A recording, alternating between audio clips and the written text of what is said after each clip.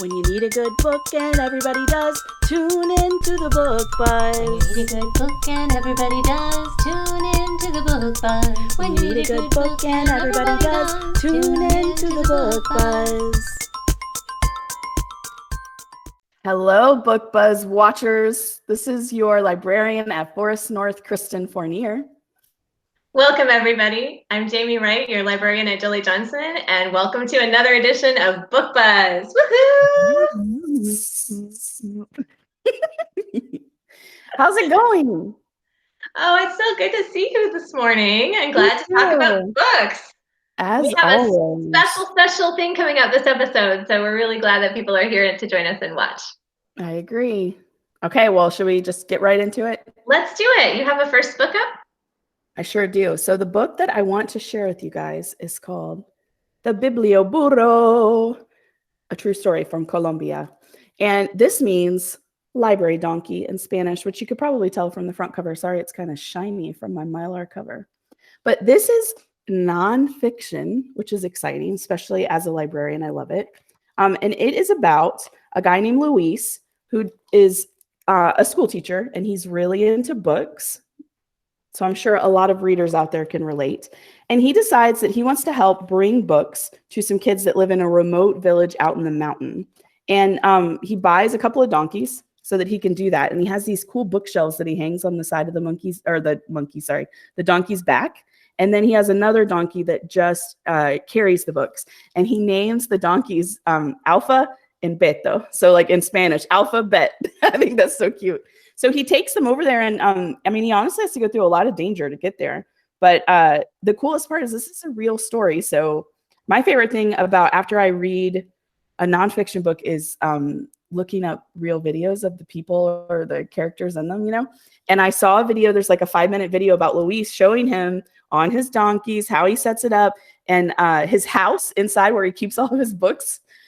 I want to live there. It looks amazing. There's just tons of them everywhere. And it's just so neat to see like a real version and then compare that back to the art in a book. You know, I love doing that. And this is Jeanette Winter. She does a lot of books like this where she does the writing, she does the art herself, and it's just stunning.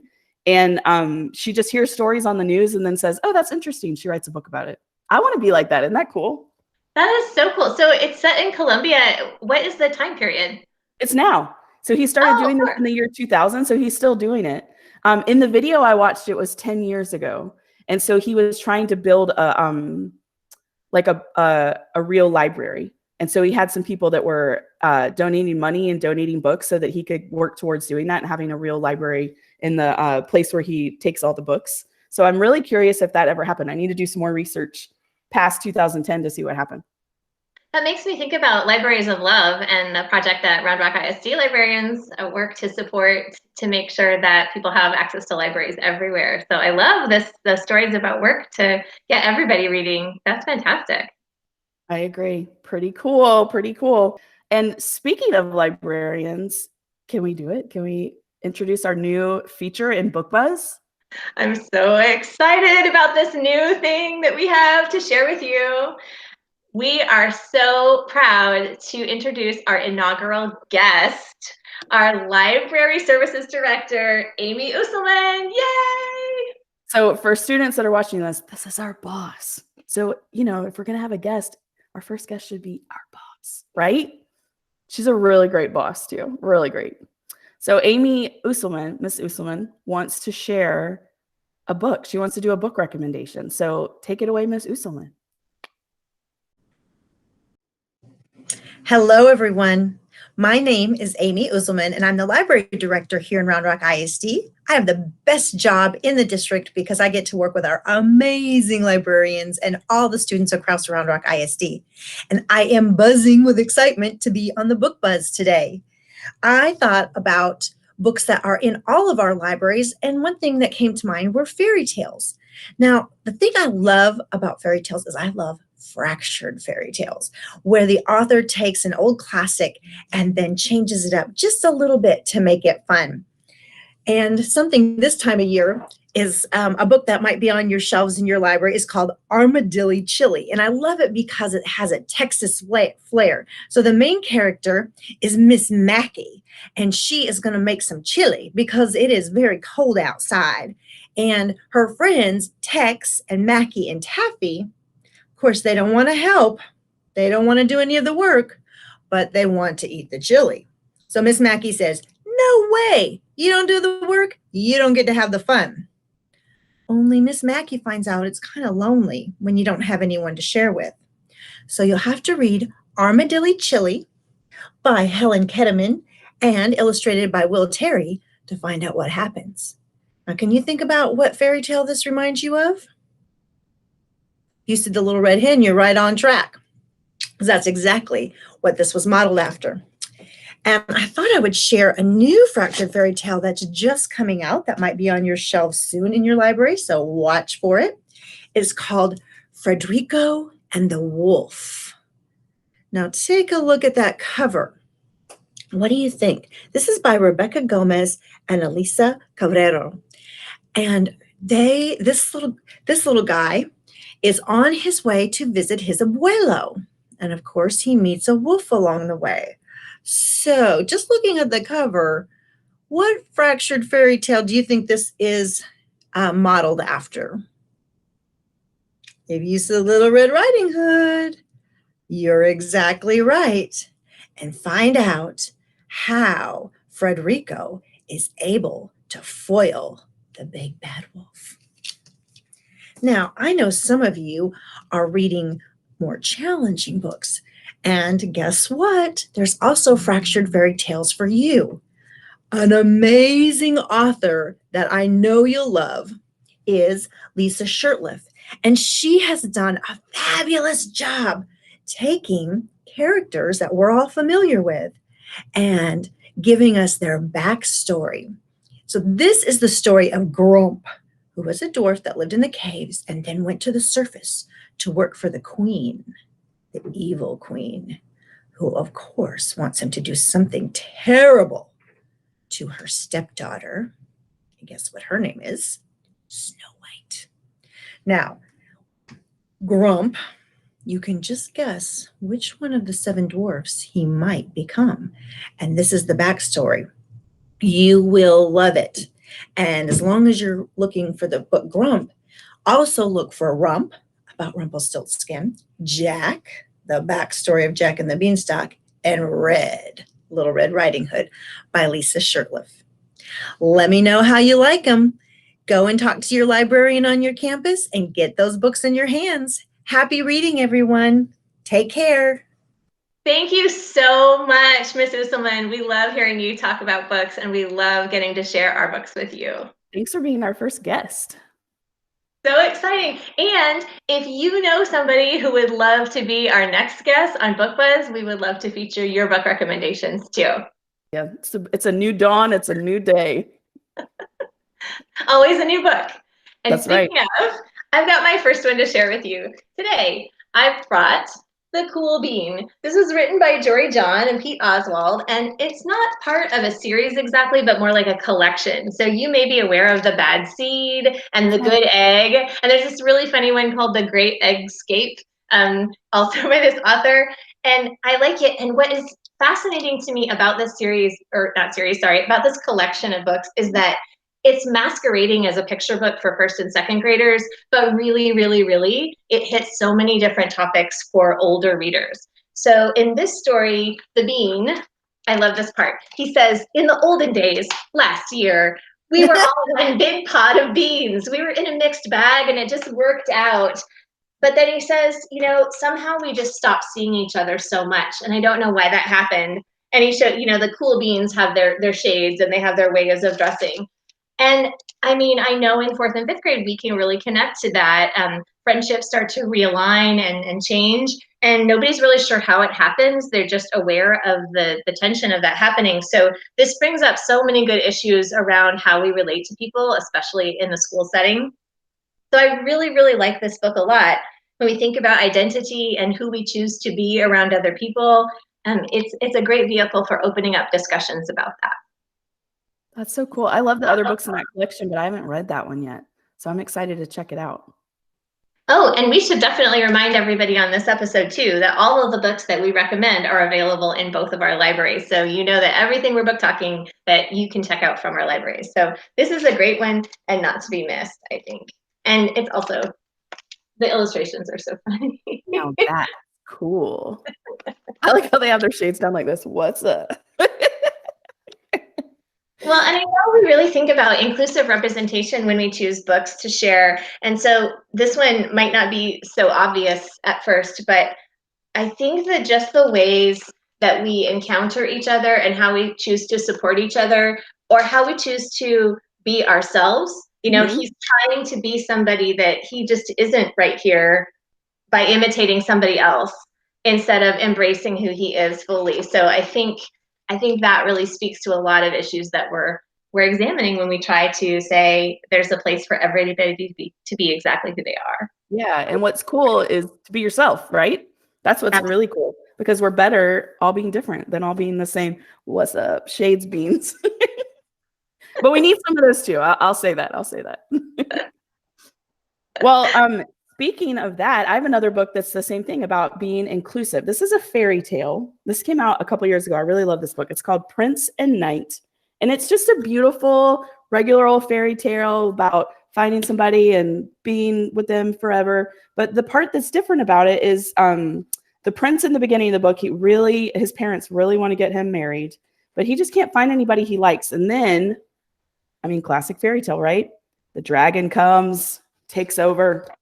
And out of nowhere, this knight appears, and the knight and the prince end up falling in love. And I just think that that's cool, because in all the fairy tales I've ever read, it's a princess and a knight, or it's a princess and a prince. And so I think it's cool that we show. Here's a page that you know, a lot of our kids at our schools have two moms or have two dads, or you know, have other people in their family or their life that are maybe the same. And I want to make sure that the books that I have in my library collection, that there's stuff for them that represents their families as well. Oh, and there's a sequel, right? Princess and Maiden is another one. I haven't read that one yet. I need to. It was written by Daniel Haack, and pictures are by Stevie Lewis. I think what's great about this book is that it allows our students to find their families in this book and in lots of different areas of the library. So not just nonfiction and realistic fiction, but also in our fairy tales. And there just aren't that many books out there that do that yet. So right. I'm glad to add this to our collection so that our students have access, and that's a good thing. And representation is everything, right? So any book we can do that where we can help represent, let's do it. For sure. So my next book up is for middle grade readers. It's called Ellray Jakes Walks the Plank, and it's part of a series. There are lots of other Ellray Jakes titles. It's written by Sally Warner. In this particular one, you can see he's got the little downcast face here and the fishbowl, and there's a tiny little gravestone that says R.I.P. So there's a class goldfish, and he was responsible for taking the goldfish home, and his younger sister overfed the goldfish. So now he has to go back to school and be held accountable to his classmates for this thing that he hasn't done. So the idea of walking the plank, right? And I love this series. I think it's very well written. I enjoy the stories. I think the situations are so realistic, especially for 3rd and 4th grade, and some 2nd grade readers, some 5th grade readers as well. You can see it's got a few illustrations, but I like the writing so much. I think that a lot of kids can just connect to the problems and challenges. Not the end of the world, anything in these books, but definitely things you face day to day. Great series. I've read Ellray Jakes Is Not a Chicken, and I loved it. And see, I totally agree with everything you said. It's realistic problems, helps you kind of feel your way through those moments in real life that you have sometimes, and you just think, what am I going to do? Well, let Ellray try it first, you know, kind of give you a little practice round. Yes, for sure. And I also really like this because I'm finding fewer and fewer characters for this age range who have male protagonists in realistic fiction. There are so many female protagonists for this grade level. And so to have, you know, he doesn't have any superpowers, or it's a realistic story. And, you know, we want our kids to find themselves in everyday situations too. So this series is wonderful for that. Great recommendation. That was a good one to think of. Forgot about good old Ellray. So my next book that I want to share is actually digital. It's online. So I know that Jolie Johnson, just like Forest North, has recently gotten a new addition to Mac and Via called Comics Plus. Are your kids loving it? Because my kids are loving it. We are so excited, especially the multi-user feature, so we can Yes. all be reading at the same time. Love it, love it. So I'm going to share my screen. Hopefully I do it correctly. I always get a little nervous when I do this. Here it is. So if you're here on Mac and Via, tell me when. Do you see it, Mrs. Wright? It's coming. Here it comes. Okay, good. So when you first log into Mac and Via, if you need help logging in, Mrs. Wright and I have videos and stuff how to do that on our website if you need a refresher. But to get to Comics Plus, you go down here to databases.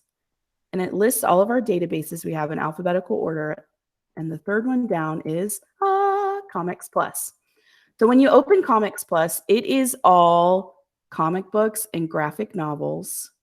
And like Mrs. Wright was saying, one of the best things about it is if you pick any book on Comics Plus, 1 million people can read it at the same time. So if you and your best friend want to read a book together and talk about it, do it. If your whole book club wants to do it at the same time, you can. If a whole class wanted to look at one at the same time, they could. So you don't ever have to worry on Comics Plus that you open up a book and it says, can't read it, it's all checked out.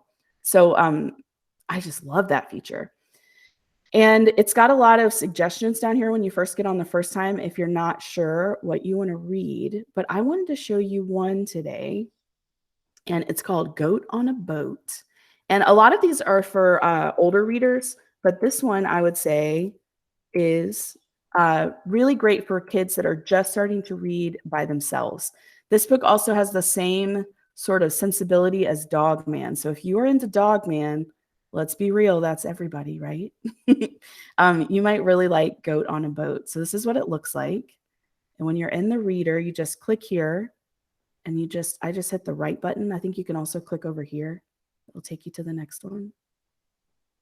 So here's Billy, and it's Goat on a Boat, and it's funny and silly. I like that it's just got a few panels per page, and there's always, as most graphic novels do, there's lots of picture clues. So if there's a word that you don't know how to pronounce, like down here where it has treasure, you might be able to guess it because of hints. So down here, we've got this treasure map. So you might be able to figure out the word treasure just by the map.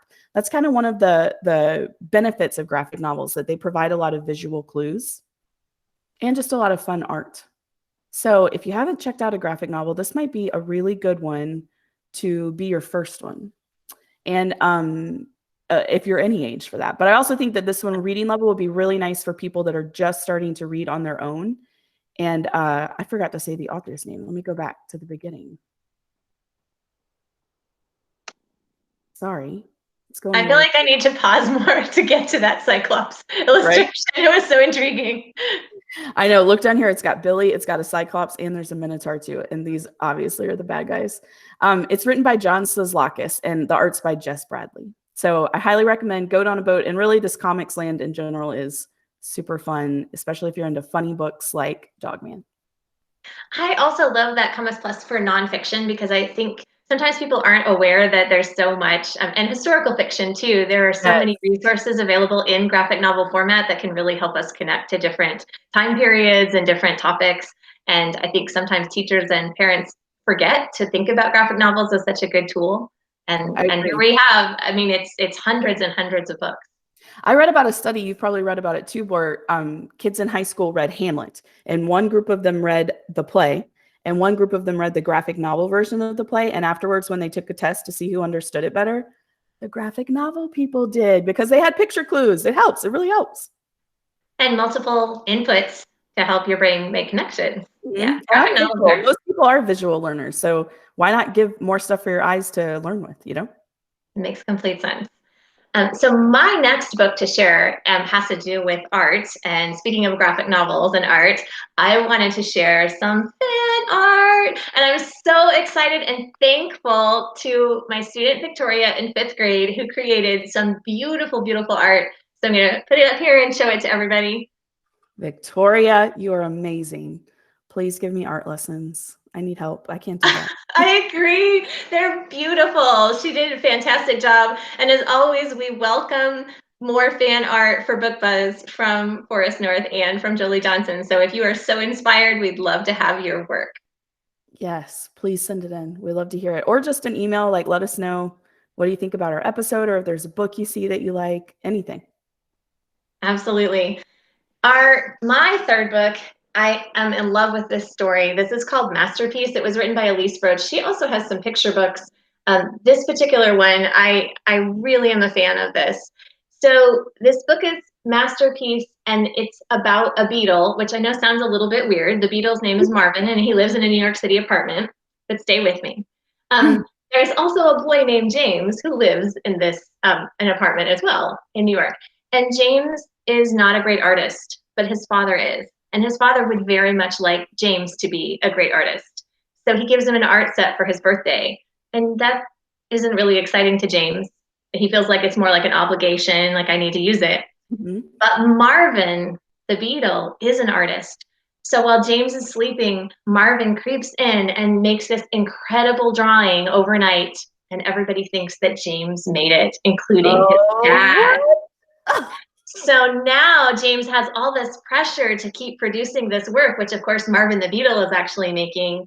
And then it gets really complicated because they're in New York. They've got all these museums. So there's an art theft and they work together to solve that mystery. So there's so many great things in here. There's the mystery element. There's the artistic element. There's a bit of fantasy with Marvin the talking, thinking, artistic beetle. But my favorite part are the relationships, because Marvin and James work together, and James has to figure out how to have this relationship with his father, where he has this lie in between them about his interest and ability in art. And so it's such a beautiful story, and it's lovely. It's just absolutely lovely. Oh my gosh, I can't wait to read that. That sounds so great. Yeah. There are a few illustrations in it, but not very many. Looking at the art. Yeah. Oh man. Yeah. So what will happen? Da, da, da. Oh, I gotta read that one. It also teaches, I didn't know a lot about the artists. It focuses on a specific artist and a specific technique of drawing. So it really works well if you are an artist and you have some knowledge, but even if you know nothing about it, you can still connect to the story. That's so cool. I gotta check that one out. That one seems like it would be a really fun like bedtime read aloud, like with a family to read aloud, like a chapter a night. That's what I want to do. That sounds great. There would be so many good discussion points along the way. It really opens up lots of different avenues. So that's absolutely a great suggestion. A good book club too for small groups. That's right. That's a great idea. Ooh, interesting. I'm glad we already have that one. That's the best when you find one that I like forgot that I just can't keep all of them in my head at once. So I didn't even know we had that at Forest North. Okay. I should mention too, now that you say that, so Forest North has the audio book version of this, and they have and we both have the ebook version of it, and Jolie Johnson has the print version. So you could get it on Mac and Via. Yes, absolutely. Okay, and then at Jolie Johnson, you could also get that one that you have right there. Yes, we'll have to get a print copy too, but I'm glad that we can start reading it now on Mac and Via. That's really exciting. Well, readers, let's come to the sad point. I hope that you liked all of these books that we have to share with you today. If you have any requests or any ideas, please let us know. And as we said before, we love our fan art, and we're looking for more guests for our next episode. So please holler at us. We're so glad we got to share some new book titles with you today. And thanks again, especially to Ami Uselman, our incredible Library Services Director, for sharing her book talks with us today. And we hope, as always, you find something wonderful to read today and every day. Bye, everybody. When you need a good book, and everybody does, tune in to the Book Buzz. When you need a good book and everybody does, tune in to the Book Buzz. When you need a good book and everybody does, tune in to the Book Buzz.